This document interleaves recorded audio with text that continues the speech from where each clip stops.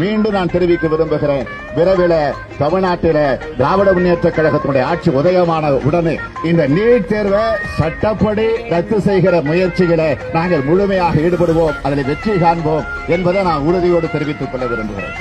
மாணவர்களுக்கு பெரும் பேரடியாக ஒன்றிய அரசு நமது நீட் விலக்கு சட்டத்திற்கு ஒப்புதலை மறுத்துள்ளது என்ற வருந்தத்தக்க செய்தியை இந்த பேரவையில் கனத்த இதயத்துடன் தெரிவித்துக் கொள்கிறேன். நீ எங்க வேணாலும் நடத்தி காட்டலாம், பெரியாருடைய மண் தமிழ்நாடு என்பதை புரிந்து கொண்டால் உங்களை ஓட ஓட விரட்டுவோமே தவிர இங்க நீட் நடக்காது.